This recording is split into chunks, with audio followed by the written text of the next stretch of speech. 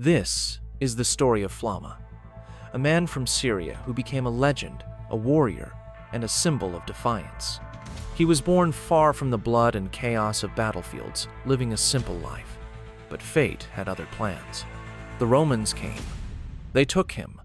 Like countless others, he was sold as a slave. His destiny was to fight, to become a gladiator in the blood-soaked arenas of Rome.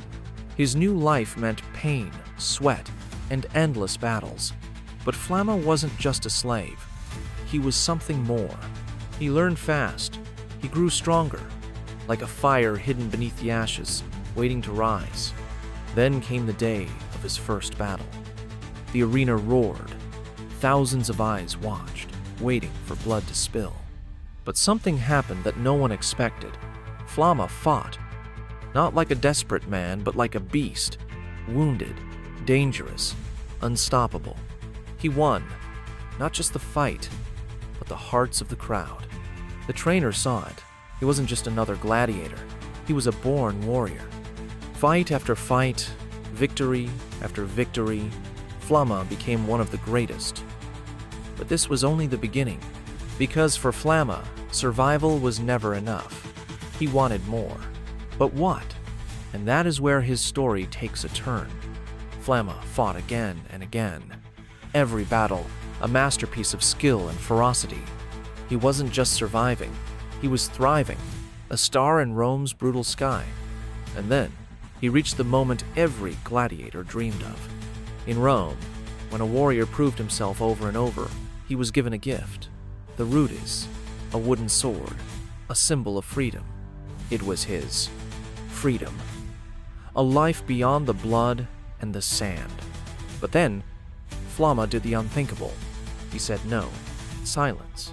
The emperor, the crowd, the gladiators. No one understood.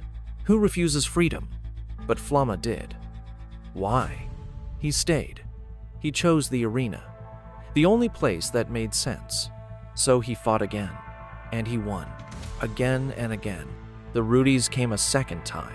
He refused. Some called him a fool. Some called him the bravest man in Rome. Maybe freedom was just an illusion.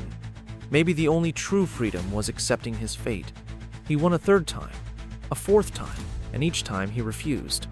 He didn't fear death. He feared something worse, a life without purpose. Then came his final battle.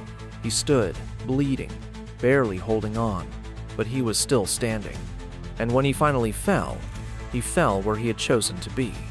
Flamma died, but his legend was only beginning.